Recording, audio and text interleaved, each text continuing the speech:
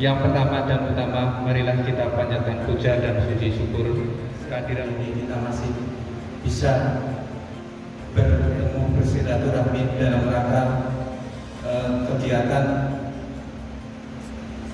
pengawasan dan pembinaan ormas di Kabupaten Brebes dengan tema peran organisasi masyarakat dalam masa pandemi COVID-19.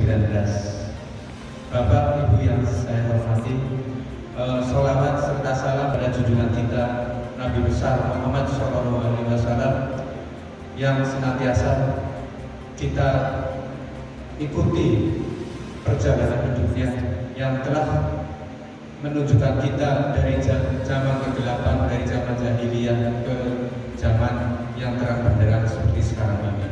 Ini adalah berdasarkan Perda APBD Kabupaten Brebes tahun 2020 nomor 1 tahun 2021 tanggal 23 Desember tahun 2020 tentang APBD Kabupaten Brebes tahun anggaran 2021. Yang kedua, Peraturan Bupati tentang APBD Kabupaten Brebes nomor 103 tahun 2020 tanggal 23 Desember 2020 tentang penjabaran APBD Kabupaten Brebes tahun 2021. Berdasarkan DPA SKPD Badan Kesbang Polda tahun 2021, pengabdiannya yang nyata bisa memberikan ketenteraman dalam masa pandemi COVID-19 ini guna terciptanya kondusivitas wilayah yang tentram dan aman. Yang kedua, agar mendorong masyarakat lebih peduli terhadap lingkungan dan pembangunan di daerahnya. Yang ketiga adalah pelaksanaan kegiatan ini, pengawasan pembinaan ormas yang diikuti oleh 50 peserta dilaksanakan mulai pada pukul 8 sampai dengan selesai.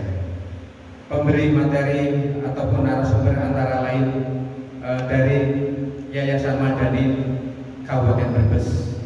Adapun yang kedua, pengarahan dari Kepala Badan Kesbang Polda Kabupaten Brebes.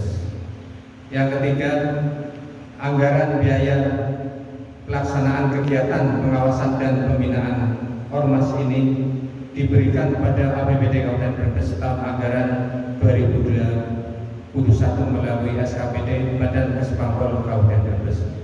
Demikian. Bismillahirrahmanirrahim. Kesbang ya, Mas Pendi.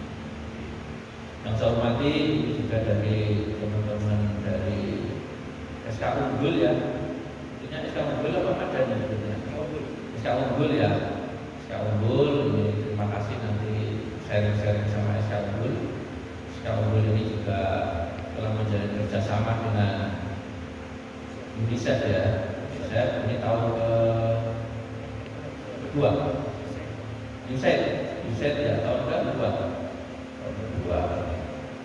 Yang saya hormati, ini saya juga terima kasih ini dari Bapak Ibu Kasih Kesos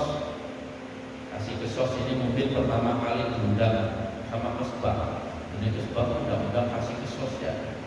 Karena saya dulu itu di kecamatan jadi ngerti Kasih Kesos itu kerja ngurusi ormas tapi tidak pernah dilakukan pembinaan ya. Kalau Kesbang orang pernah diundang, cuman anggaran proposal lebah kan mengetahui ya.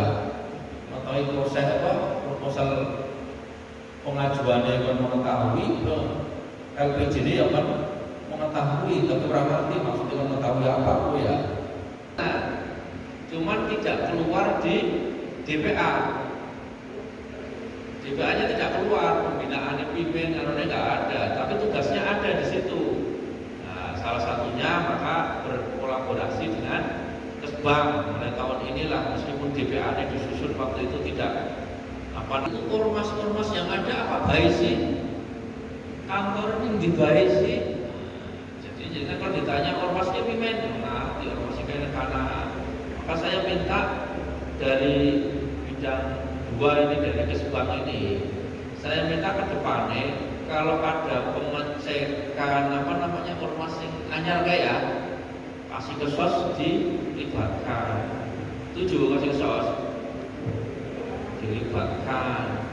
Jadi datang ke kecamatan, ngasih tahu ke kecamatan mau survei ormas, kasih ke sosnya, kalau dari kecamatan ada yang ikut. Dan saya 70% kurang lihatnya, turunlah ya. Ini sudah bulan Februari, ini BPK sudah melakukan pemeriksaan saat ini. Perlu kerjasamanya daripada nanti kesbang dikuyok-kuyok sama BPK kan. Jadi dengan saya ngomong gawe, uangnya kita serahkan ke ormas, dilaksanakan ormas, kita minta spesinya, kerjasamanya lah ya. Kemarin kita hitung di kesbang itu kita harus melakukan refocusing sekitar 900 juta.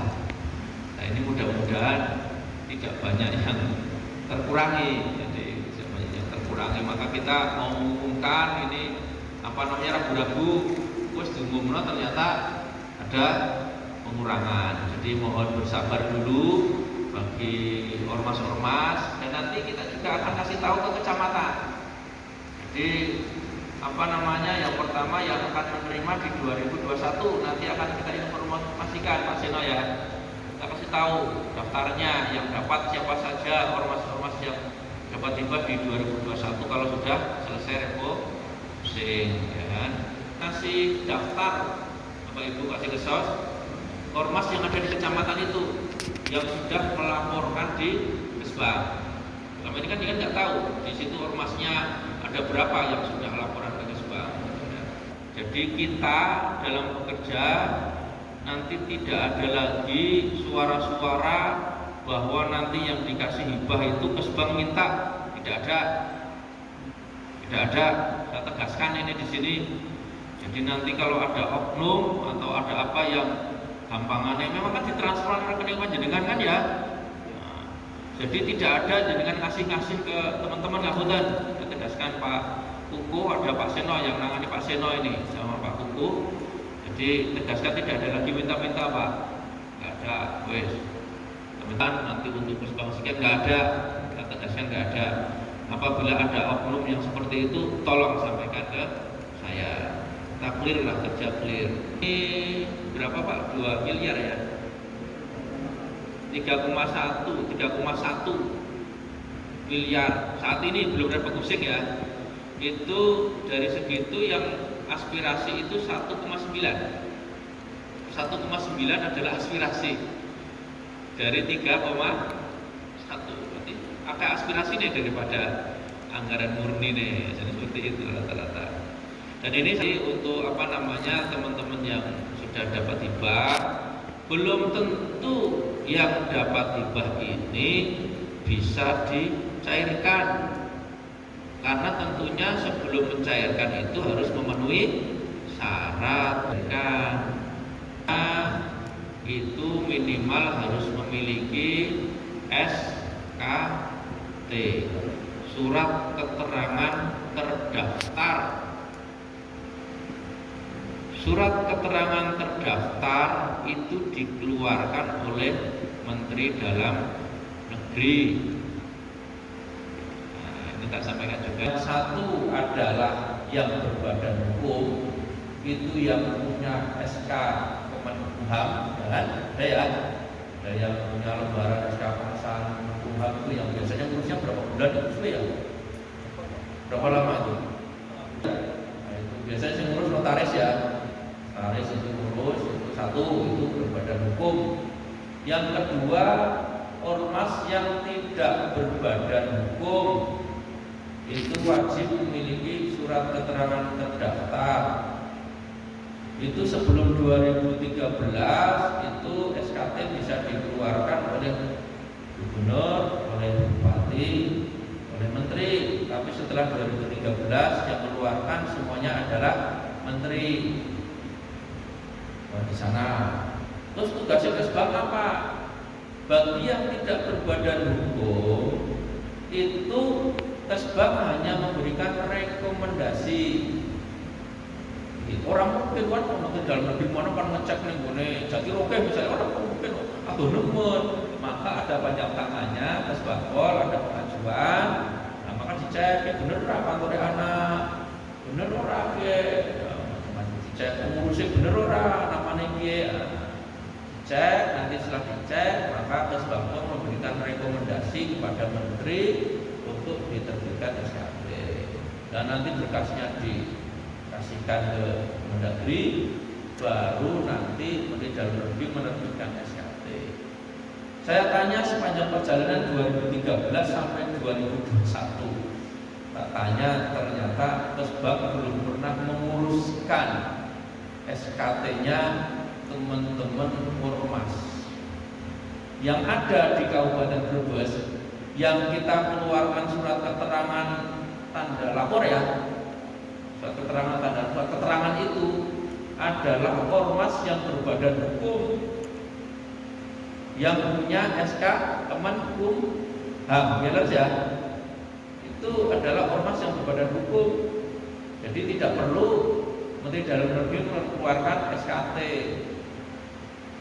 Kewajiban bagi ormas yang berbadan hukum itu adalah memberikan laporan kepada Kesbang bahwa saya itu ada ormas yang berbadan hukum, laporan ke Kesbang, Kesbang mengeluarkan surat keterangan, tapi surat keterangan dicek benar ini ada, dan ormas itu punya kewajiban tiap 6 bulan sekali memberikan laporan kegiatan. Mungkin ormas laporan juga ya? Masih laporan gue masih. Ini ormas yang aktif melakukan kegiatan, ini ormas yang tidak melakukan kegiatan, sehingga kita bisa melakukan pembinaan. Saja nih kok alon-alon lah ya, alon-alon di jalan lah ya. Kan juga harus laporan, kan memberitahukan bahwa pengurusnya ketuanya si A ganti si B, si tahu, surat. Jadi ini kita mencatat, oh iya ormas ini sekarang ketuanya ganti. Jadi kita harus membantu menguruskan sampai Menteri Dalam Negeri sehingga bisa keluar. Selama ini ya Pak Koko ya salah kaprah selama ini. Saya itu datang ke Kesbang, dulu kita ada tangan apa sih dia belum ini SKTL, STLC apa ya? Oh ternyata cuma surat keterangan bahwa ormas yang berbadan hukum melaporkan kepada Kesbang. Seharusnya itu bukan mengganti SKT yang dimaksud di dalam Undang-Undang Ormas loh. Undang-Undang nomor berapa? Nomor 17 2013 bukan itu maksudnya, bukan SKT yang itu tidak bisa sebagai pengganti itu. Maka yang maksud SKT itu hanya dikeluarkan oleh Menteri Dalam Negeri. Kalau dulu sih ada yang dari kabupaten sama provinsi. Jadi macam-macam kegiatannya, bisa untuk masker itu sampai mana ya? Bisa untuk masker mana? Ya sosialisasi. Karena kan yang diaktifkan saat ini adalah sebuah tonggo yang sekarang ada PPKM Mikro ini kan diaktifkan ya. Masing-masing ini bantulah bareng-bareng. Karena sampai saat ini untuk penanganan COVID baru vaksin tahap 1. Tahap 1 ini kita di bulan Januari kemarin kita dapatnya 8.500 vaksin. 8.500 itu dibagi 2 karena satu orang harus divaksin 2 kali. Dapatnya cuma 4.250. Itu pun belum kalau ada vaksin yang rusak. Karena penyimpanan vaksin ini repot. Minus berapa itu? Minus 5 kalau nggak salah, minus 5 itu. Bekasnya harus minus 5. Kalau listriknya mati ya berarti vaksinnya rusak. Vaksin rusak di Libanon yang mau apa pengaruh ya. Jadi memang repot vaksin ini pengamanannya harus tempatnya khusus ini. Kemarin kita baru dapat 500. Ini rencana bulan Februari kemarin hasil Vikor dengan Menteri Kesehatan kita akan ada tambahan lagi. Yang rencananya dialokasikan untuk ASN, untuk TNI, Polri, untuk lansia juga sekarang diperbolehkan. Ini yang terbaru untuk lansia. Kalau dulu kan lansia tidak boleh divaksin, tapi info terakhir lansia ini boleh divaksin. Tapi ini pemerintah masih berhati-hati. Selama ini, selama saya di Kesbangpor, Dan saya kemarin sempat hijrah ke bidang pariwisata ya, 9 bulan. Saya kembali ke Istanbul masih seperti itu polanya. Jadi kan ke depan kami harapkan kalau bisa ormas itu malah jangan mengharapkan juga bagaimana menggali dana. Ya, ini seperti Yayasan Istanbul juga nyatanya bisa menggandeng USAID untuk membentuk masyarakat madani di Kabupaten Brebes. Mungkin bisa disajikan Mas Didi, monggo. Yang jelas di sini teman-teman LSM dan ormas yang hari ini bergembira karena tadi ada dukungan dari penggerak kegiatan penyelamatan ibu hamil dan bayi baru lahir di Kabupaten Brebes. Yang pertama saya mengucapkan terima kasih atas kesempatannya bahwa ini merupakan tindak lanjut ngobrol santai kita dengan Pak Kaban bagaimana nasib ormas ke depan gitu. Apalagi di masa pandemi. Jadi bahasa ormas, LSM, kemudian NGO itu sebenarnya hampir sama, mereka sebuah organisasi yang berada di level masyarakat, di mana mereka bersinergi atas nama masyarakat, bekerja dengan masyarakat, dan berdaya manfaat dengan masyarakat. Nah, sekarang saya di sini hanya ingin sharing dengan teman-teman karena di sini sudah banyak senior LSM, ormas gitu ya, yang sudah jauh hadir dan eksis di Kabupaten Brebes. Nah, dalam konteks pada pagi hari ini saya ingin bercerita tentang implementasi program penguatan organisasi masyarakat sipil yang diimplementasikan oleh program Madani. Jadi program Madani ini merupakan program peningkatan kapasitas masyarakat sipil, ormas atau LSM, melalui peningkatan manajemen isu internal organisasinya. Jadi begini, Bapak Ibu sekalian, yang ada di dalam benak Bapak Ibu sekalian ketika bicara tentang ormas atau LSM itu apa? Saya mendengar ormas, LSM, NGO atau kemudian kelompok masyarakat. Satu kata saja. Ya, dia harus bergerak melakukan sesuatu misalkan tadi masalah lingkungan, masalah kesehatan, ya, kemudian masalah pertanian, misalkan, kemudian masalah ya seperti itu. Satu pekerja, oke. Terima kasih. Ormas, LSM atau NGO? Pekerja Sosial, oke. Satu kata saja, Mas. Kontrol sosial. Ya. Pengawasan. Tadi sama ya, kontrol sosial ya? Iya. Yang menggambarkan tentang NGO, LSM atau ormas. Harus ikhlas.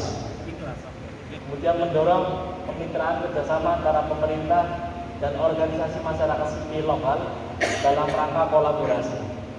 Kata kuncinya kolaborasi. Sejauh ini bagaimana prakteknya saya memang belum memotret soal itu ya.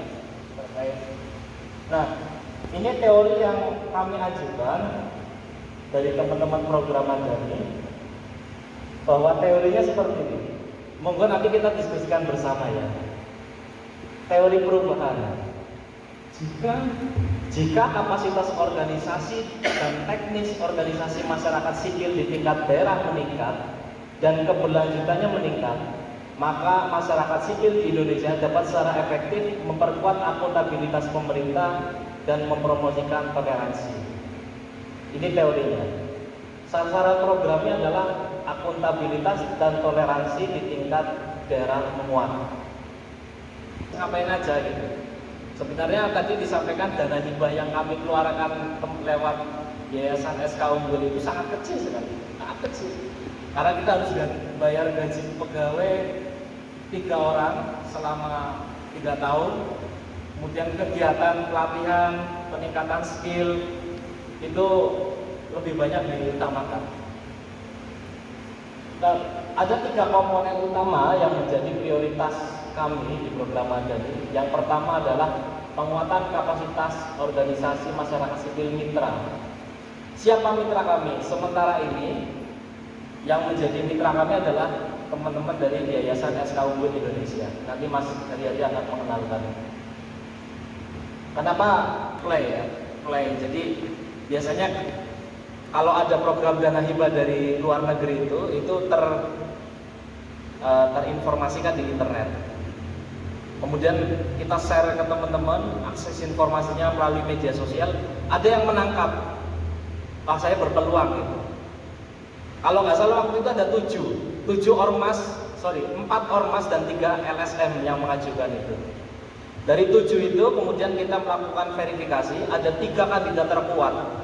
Tapi nggak bisa menyebutkan karena itu dapurnya teman-teman ya. Nah, salah satunya SK Unggul yang menjadi organisasi terpilih mitra kami. Dan terus ngapain aja mereka di Brebes? Yang pertama adalah meningkatkan kapasitasnya. Apa yang menjadi kekuatan utama ormas sebenarnya? Atau NGO atau LSM? Itu apa? Ormas itu apa? Kata-kata dan wawasan.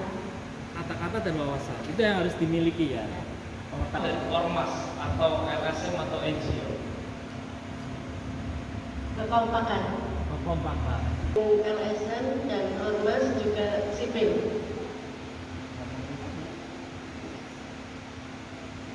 Dengan mitra juga termasuk.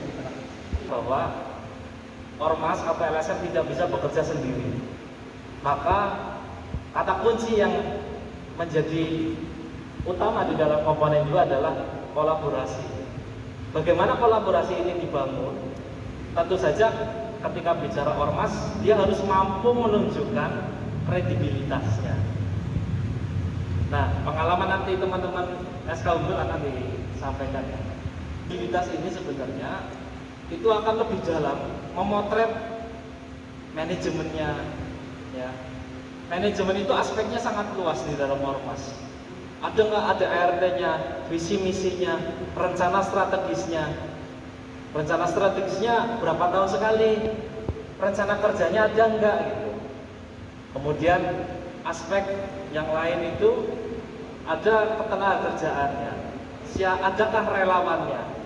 Ketika nanti teman-teman ormas jangan salah ya Bu ya. LSM dalam konteks ini itu adalah LSM yang memiliki badan hukum. Saya yakin teman-teman di sini semuanya punya badan hukum dan bekerja itu sesuai dengan tupoksinya kalau bahasanya Bapak Ibu sekalian di pemerintah.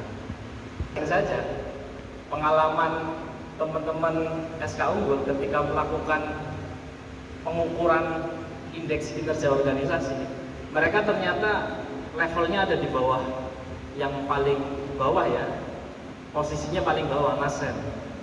Karena ternyata SOP-nya ada, tetapi tidak terrealisasi di internalnya. Kemudian tidak memiliki dokumen rencana strategi organisasi, kemudian tidak memiliki dokumen MEL ya, monitoring, evaluasi dan lain-lain. Itu yang dibutuhkan oleh teman-teman di minimal LSM gitu atau lembaga. Jadi pada akhirnya mereka setelah melakukan pengukuran diri, mereka melakukan pembenahan melalui rencana aksinya. Yang kan biasanya kalau di LSM ya, kalau ini yayasan ada pembina, ada pengawas, ada dewan pengurus, itu minimalnya seperti itu. Kemudian ketiga itu bicara tentang keberlanjutan ormas untuk perubahan dan kebijakan. Nah ini yang sering banyak dilakukan. Teman-teman melakukan kerja-kerja advokasi. Itu tiap hari yang namanya medsos, kemudian koran, itu banyak itu teman-teman aktivis atau LSM melakukan kerja-kerja advokasi. Contohnya seperti apa? Mungkin bisa sharing pengalaman. Sharing dengan kita ya. Assalamualaikum warahmatullahi wabarakatuh. Ini kalau kita mendengar sharing contoh advokasi kita kepada masyarakat, mungkin saya ini ormas GPKI, Gerakan Nasional Pencegahan Korupsi, lebih cenderung kepada pengawasan terkait masalah program yang ada di pemerintahan. Cuman secara pribadi kami pernah melakukan advokasi terhadap masyarakat. Ini salah satu contoh kita di Singapura kemarin. juga advokasi adanya perlakuan yang tidak adil terkait masalah pelayanan kesehatan dari puskesmas ke masyarakat. Itu yang pernah saya lakukan seperti itu.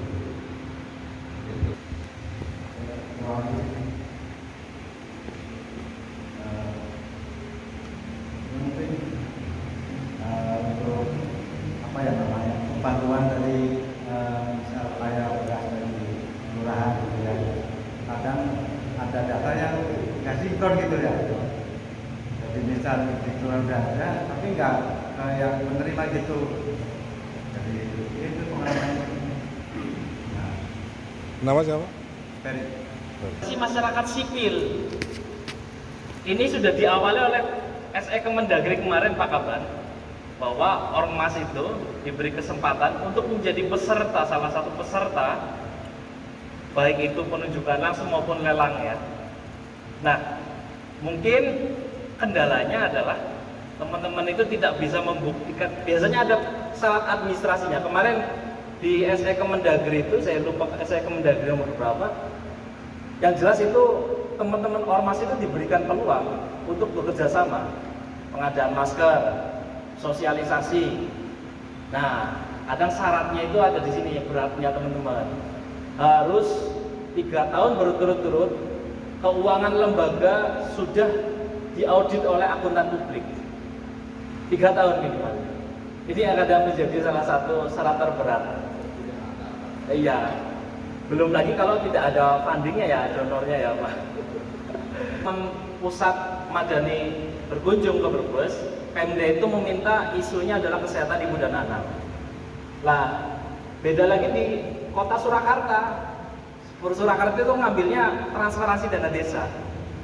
Kemudian di Solo sama kesehatan ibu dan anak, ya. Kemudian di Boyolali juga sama. Pekalongan dan Wonosobo itu frontline services, jadi pelayanan garis depan di puskesmas. Ini yang akan kita fokuskan selama 3 tahun ke depan. Ini tahun pertama nih, kita baru melakukan kerja-kerja penguatan kapasitas. Teman-teman SKUGL membentuk forum namanya Forum Kober. Kober itu komunitas Brebes bersama. Ada 12 ormas di dalamnya.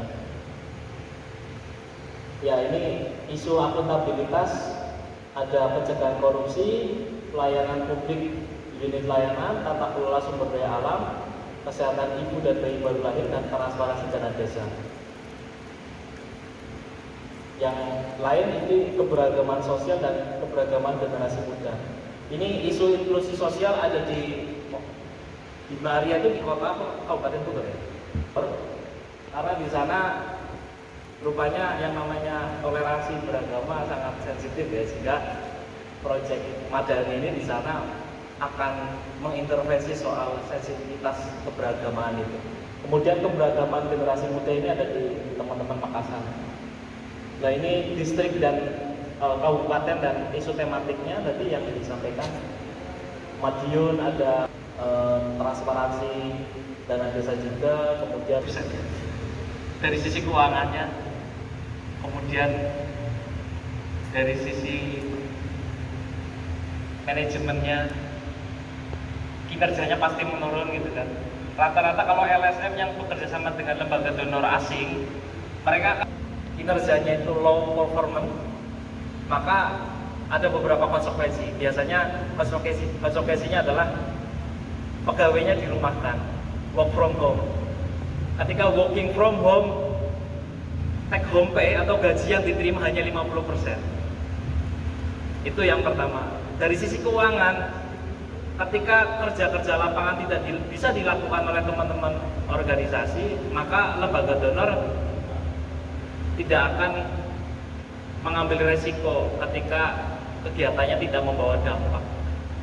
Itu salah satu bentuk kredibilitas ormas atau perjuangan ormas di masa pandemi. Saya kira teman-teman juga merasakan lah, yang dulu kegiatan lapangan banyak bisa dilakukan sinergi dengan teman-teman di dinas, sekarang sudah mulai berkurang.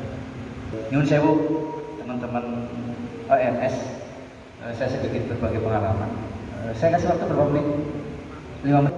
Kebetulan saya di Yayasan itu sebagai finance bendahara, tapi di program itu saya di manajer program. Kebetulan Pak Direkturnya lagi tidak enak badan karena lagi masa pandemi untuk menjaga jarak saja. Ini terima kasih. Sedikit saya nyampaikan profilnya. Yayasan SK Unggul ini bergerak di bidang ekonomi, sosial, kesehatan, dan pendidikan. Sangat seumur jagung Mas Tris, ini masih baru. Berdiri tahun 2019.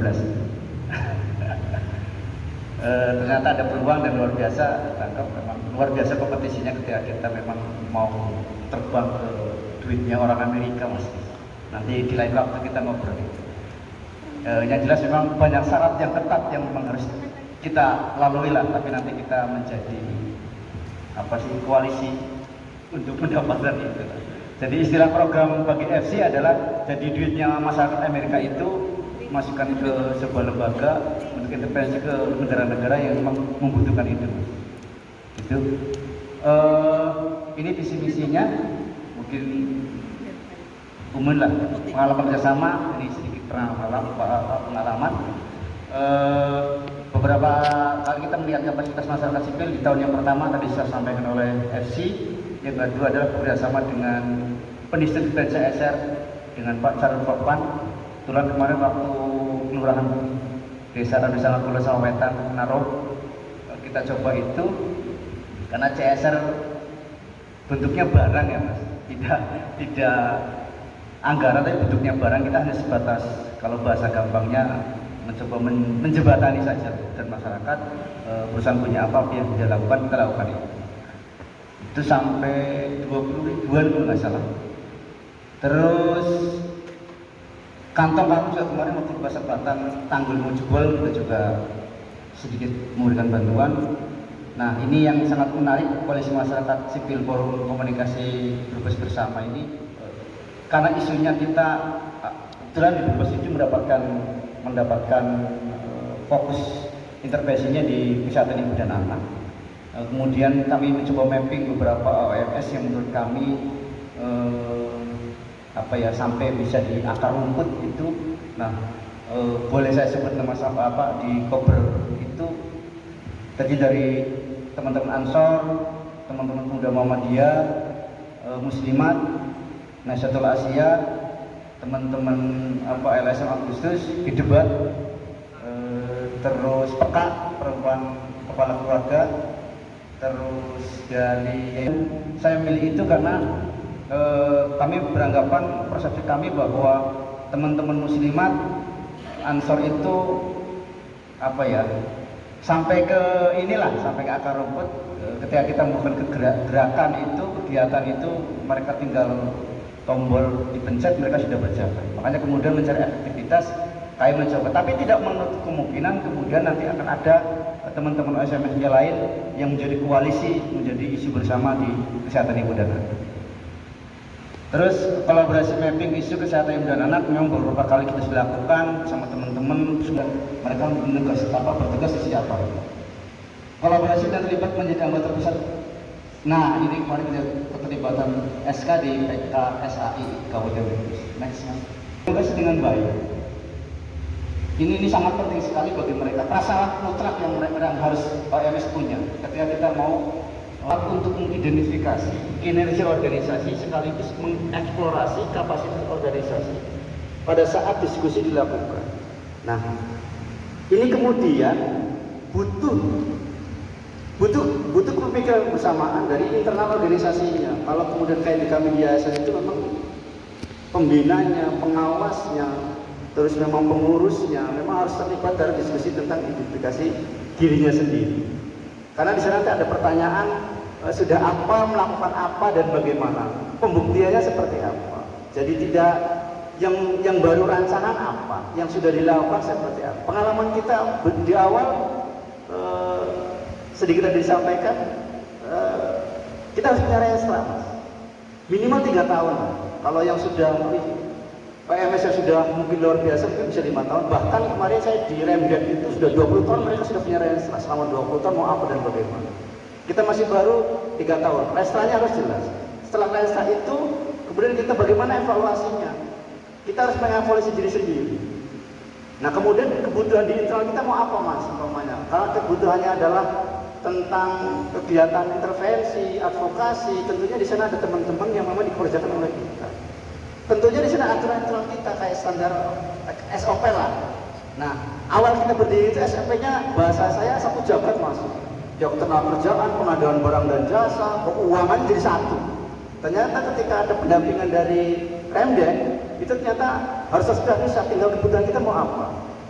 Nah 5 keluaran ini yang menjadi hukum wajib nanti setelah dalam pendampingan ini.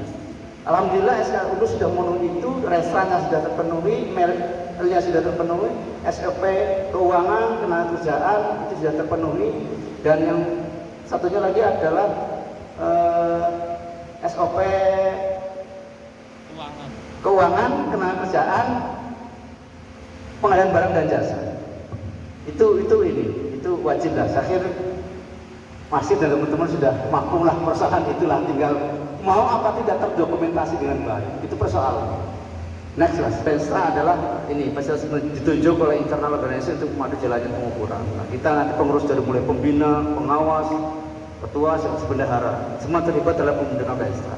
Penilaian diskusi dan penyepakatan sektor. Nah, tadi disampaikan FC bahwa kebetulan SK di tahun pertama memang ya namanya sumber jagung itu memang nilainya baru 1 semua.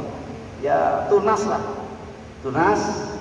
Nah perencanaan aksi seluruh pengurus harian organisasi dan pembina. Nah setelah semuanya terbentuk itu kemudian kita membuat rencana aksi disesuaikan dengan restranya itu. Kita dalam 3 tahun ke depan ini mau apa? Kerja-kerja kita mau apa? Ketika tidak ada apa namanya dana hibah ya memang agak repot. Tadi ada sampaikan Mas di pandemi ini memang kalau kita tidak ada dari sana berat sekali mas, luar biasa sekali lah dampaknya. Ini mas, efektivitas, efisiensi, referensi, keberlanjutan dan ketahanan. Next mas, ini penting ada keberlanjutan mas. Teman-teman AMS bagaimana kemudian organisasi mampu memastikan bahwa pelaksanaan program didukung oleh kondisi kondusif dan beragam sumber daya pendanaan. Ini yang sangat penting sekali. Bagaimana kemudian OMS bisa berjalan kalau kemudian tidak memikirkan keberlanjutannya. Jangan sampai kemudian seperti kami, ketika nanti programnya selesai, terus mau apa? Sama halnya ketika kita berkolaborasi dengan pemerintah. Terus ketika ganti pemimpin, kebiasaan di Indonesia kan begitu. Program kepala daerah sekarang apa? Nanti ketika pemilihan ganti bupati lagi, berubah lagi. Ini yang sering terjadi. Ini tidak hanya di Kabupaten Brebes, hampir seluruh Indonesia. OMS yang seperti ini memang kendala paling berat adalah itu. Ganti pemimpin, ganti program. Ini akhirnya apa namanya? Jadi belum selesai program itu. Subdomain. Nah, dari efektivitas pencapaian hasil tentunya. Pemenuhan standar pengelolaan kepemimpinan. Terus, nah ini mengenai kebelanjaan instrumen. Sebentar mas. Beragaman. Nah, beragaman sumber daya, pemanfaatan perpres ini yang tadi dibahas Mas Rizky. Nah, kesiapan teman-teman seperti apa ketika pemerintah membuat regulasi? Nah, kalau kemudian tidak siap dengan itu siapa yang melaksanakan itu? Dan akhirnya menjadi, ya bahasa gampangnya Mas Rizky dan teman-teman itu banter-banteran lah Mas, menyiapkan kayak itu. Syukur-syukur itu tadi, kalau yang sudah senior seperti GPKR itu kan sudah lama, publiknya sudah terpenuhi keuangannya, saya kira memenuhi syarat untuk ikuti di perpres itulah. Makamannya, sehingga saya belum pernah dikumpulkan oleh Semangkol ya. Jadi terima kasih. Kemudian yang kedua, seingat saya juga untuk teman-teman yang mengajukan misalkan melihat organisasi dan lain sebagainya ke Semangkol, itu hampir rata-rata orientasinya mesti untuk mendapatkan bantuan atau bantuan. Itu yang ada dalam pikiran saya. Jadi saya kira saya cukup menyambut baik sekali dalam hal kegiatan seperti ini. Kita juga di kecamatan diharapkan bisa berkiprah aktif ya dengan teman-teman organisasi di kemasyarakatan, dan harapannya bisa lebih berperan bisa menjangkau ke Kesbang karena keuangan negara. Jadi masih Kesbang ini menyelenggarakan untuk dana dari APBD pemerintahan umum ya. Maka kenapa nggak kita kerja bareng-bareng? Maka saya ini kemarin sudah menggandeng Trantip ini kita gandeng, kemarin kita rapor khusus di Kesos ini dengan Kesbang adalah dalam pembinaan Ormas. Gampangnya adalah pertama, Ormas di kecamatan itu mana saja, paling tidak kegiatannya apa saja. Terus nanti yang dapat bantuan mana saja. Kan begitu. Kadang saya juga di kecamatan bertanya-tanya, ada organisasi masyarakat mendapatkan bantuan dari pemerintah, kecamatan, camat pokoknya mengetahui baik proposal pengajuan maupun SPJ. Padahal kasih Kesos orang ngerti kode baik gue, untuk orang ngerti, pelaksanaannya orang ngerti. Pokoknya kecamatan gue beper tujuan mengetahui lah pokoknya wes dianggap bener baik. Kayak gitu. Nah orang ditandatangani camate, orang masih ribut kayak gue barang tanda tangan. Paling tidak sama-sama mantau, ya kan? Jadi kan sama bekerja lah ya, itu tujuannya. Jadi ini saya juga bentuk grup ya, grup antara kecamatan dan Kesbangpol yang baru dimasukkan, yang sebelumnya itu ada kasih Trantipnya, sekarang kita masukkan kasih Kesos. Oke, itu sementara langkah saya seperti itu, Bapak Ibu, kasih Kesos kan, kasih Kesos tadi ya. Itu hubungan kita antara Kesbangpol dengan kecamatan, khususnya kasih Kesos. Dan saya harapkan nanti juga kita bisa bersinergi tentunya di program-program sambil berjalan. Kita punya program apa yang ada di kecamatan, nanti kita saling sharing lah kegiatan untuk pelaksanaannya. Misalnya juga untuk sosialisasi, misalnya sosialisasi narkotika, kita juga kasih Kesos kan, belum ada kamar narkoba ya. Ditangani sekarang ini oleh Kesbangpol sama. Nah, nanti kita bisa bersinergi di situ juga sosialisasi untuk narkotika. Untuk kalau wawasan kebangsaan inginnya mana ya? Kasih Trantip ya. Kasih Trantip apa Kesos? Kasih Trantip wawasan kebangsaan kasih Trantip. Jadi di kecamatan ini Kesbang ini memiliki dua seksi yang kita koordinasikan, yaitu Trantip dan Kesos. Kalau PMD kan kaitannya dengan Dimermada sama pemerintahan dengan kaitannya di sana. Memang kecamatan ini sebagai ujung tombak pemerintahan OPD yang ada di kabupaten. Tentunya kalau melakukan kegiatan yang tetap ada di kita tolong ke kecamatan. Jadi kita sama-sama bekerja seperti itu Pak Syafudin ya. Saya mohon ini juga awal langkah kita untuk seleksi sinergi untuk kegiatan, tujuannya untuk bagus bareng-bareng. Tujuannya seperti itu. Kira-kira itu dari saya, mungkin nanti kita bayar ke sesi.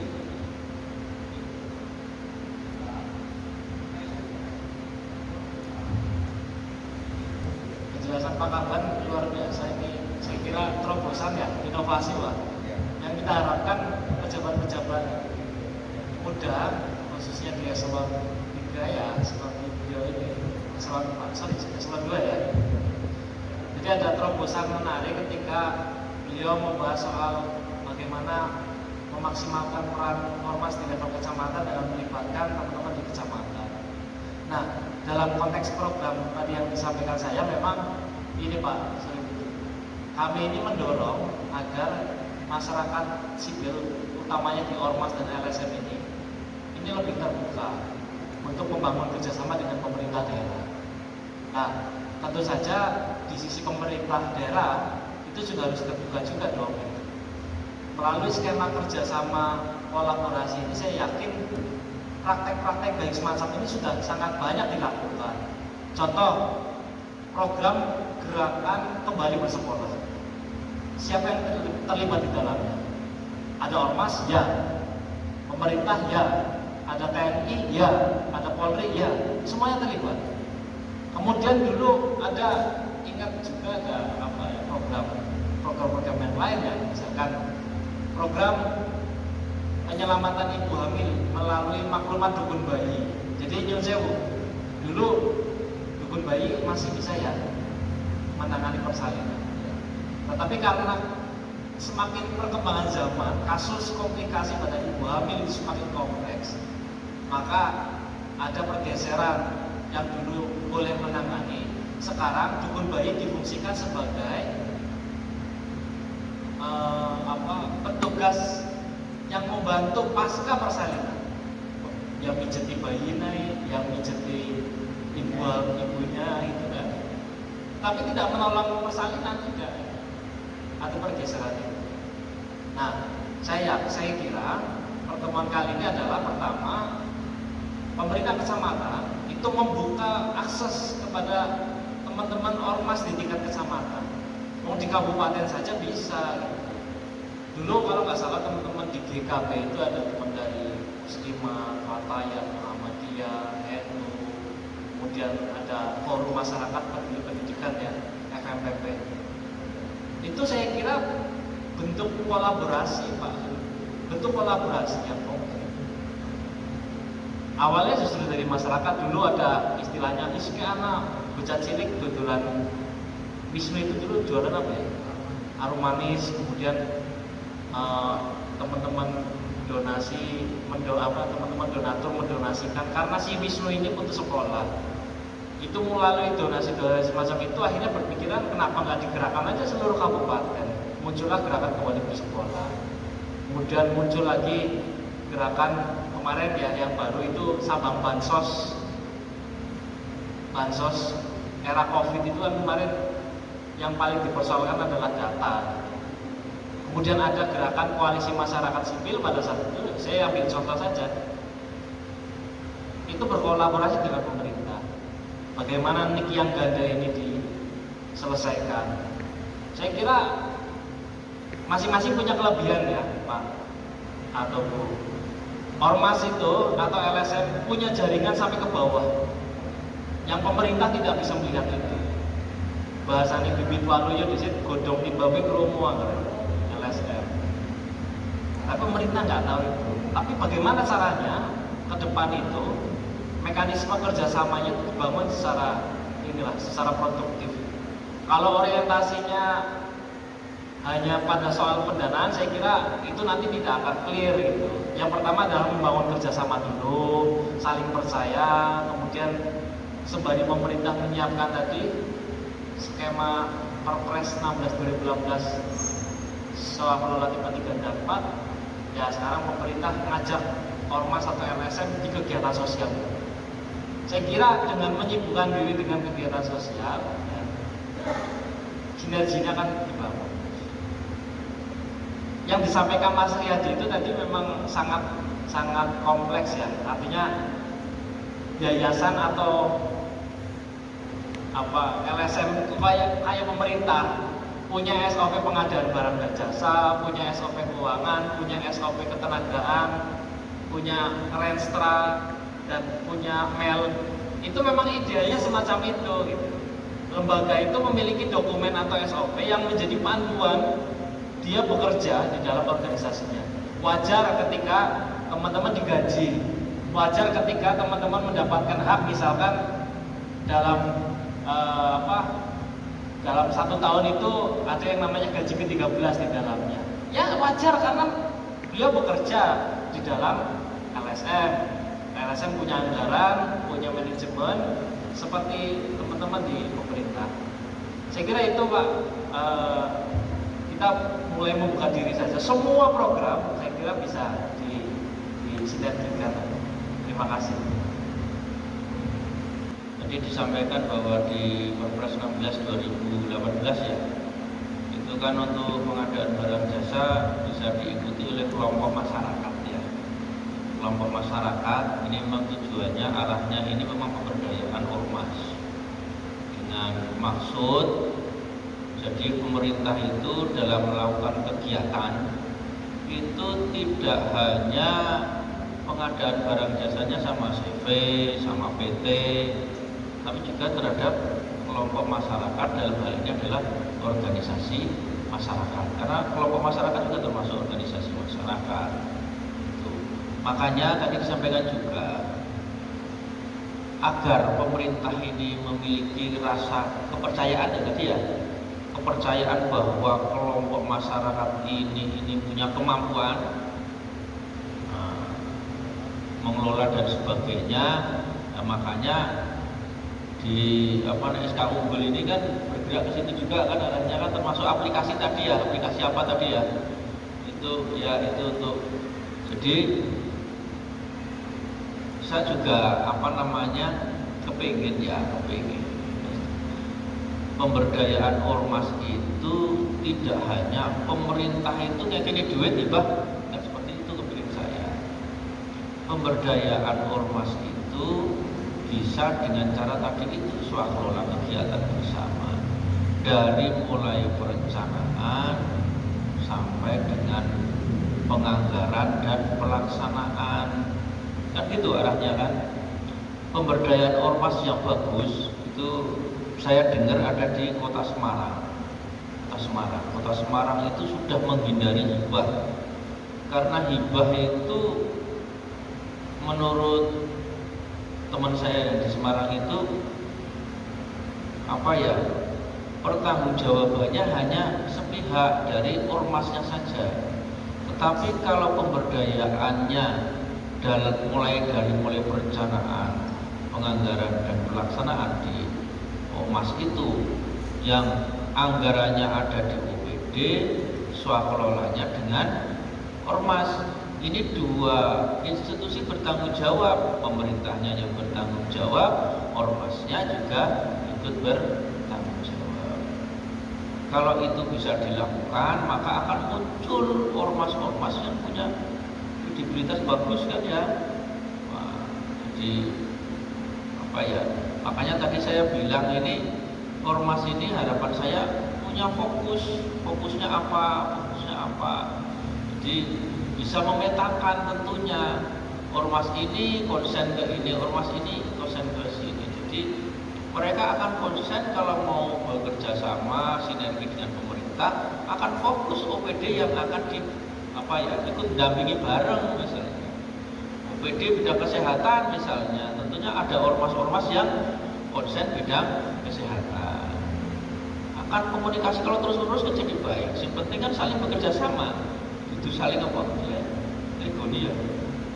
Sing SKPD juga nanti mau menerima ormasnya juga mau kerja bareng-bareng. Tujuannya antara ormas sama pemerintah ini juga tujuannya sama-sama bangun negara ini bareng-bareng. Dan memang tujuan itu untuk mencapainya tentunya tidak mudah. Banyak hal yang harus dilakukan, baik dari sisi pemerintahnya juga transparan, terbuka, menyiapkan, dari sisi ormasnya juga bareng-bareng. Insya Allah kalau kita punya niatan baik, jadi kalau berikhtiar itu menurut saya jangan melihat hasilnya, karena Gusti Allah itu tidak akan melihat hasilnya. Sepenting itu melihat niatnya. Bahkan lagi niat tok bae wis untuk ganjaran siji ya, apalagi melakukan, karena kontrak kita itu dengan Allah niatnya. Jadi kalau kita niatnya memang lillahi ta'ala, tadi sampaikan ikhlas ya tadi ya. Ikhlas itu adalah melakukan sesuatu karena mendapatkan mencari ridhonya Allah. Insya Allah yang kita lakukan pasti baik. Kalau niatnya mencari ridho Allah, insya Allah yang kita lakukan pasti baik. Jadi saya juga di Kesbang ini orang baru, pengalamannya tidak punya pengalaman di Kesbang, pemberdayaan ormas tidak punya. Saya mohonlah bantuan, dukungan dari teman-teman, baik dari Kasih Kesos, kecamatan, baik dari teman-teman ormas. Yuk kita bangun terus bareng-bareng menjadi lebih baik. Masalah hasil Allah yang menentukan, sepenting kita punya usaha dan ikhtiar. Oke, guys, saya kira itu guys, jadi saya cukup ya, nggak ada tanya lagi. Dipaparkan termasuk ODK Connect ya teman-teman ormas, itu websitenya tinul.com/MJO JKA YSB.